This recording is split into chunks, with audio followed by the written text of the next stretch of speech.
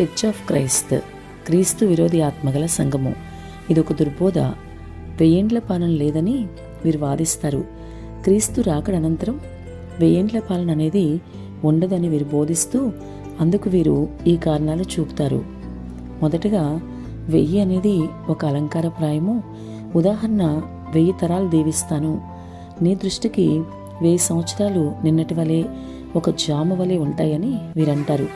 అలా అయితే 150 చేపలు 12 సంవత్సరాలు, 969 సంవత్సరాలు, 120 సంవత్సరాలు, 40 దినాలు ఇవి కూడా ఉపమానాలేనా? సంఖ్యలన్నీ ఉపమానాలు కాదు. ఉపమానంగా వాడింది ఏంటి, అక్షరార్థంగా చెప్పింది ఏంటి అనే వివేచన లేని వారే ఈ చర్చ్ ఆఫ్ క్రైస్త్ వారు. ప్రకటన గ్రంథంలో కాలానికి సంబంధించి చెప్పబడిన ఏ సంఖ్య కూడా ఉపమానం కాదు. ఉదాహరణ 42 నెలలు, 1260 రోజులు ఇలాంటివి. 1000 ఏండ్ల పాలన కోసం చెప్పబడింది కూడా ఉపమానం కాదు.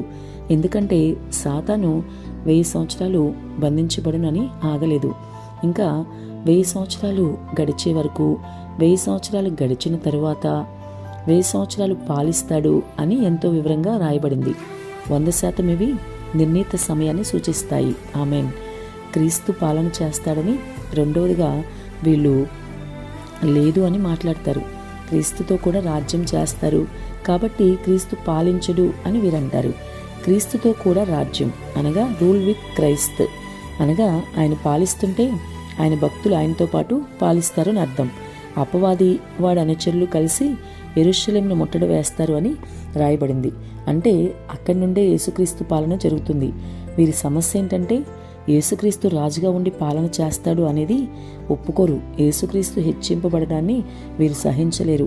కానీ యెషయా గ్రంథం 2వ అధ్యాయం 2-4 వచనాలు, 42వ అధ్యాయం 4వ వచనంలో క్రీస్తు పాలన గురించి ప్రవచించబడింది. కానీ వీరు దుర్బోధ చేస్తూ ఉంటారు. సంగమా జాగ్రత్త, వీరు దుర్బోధలో పడి నువ్వు మోసపోకు.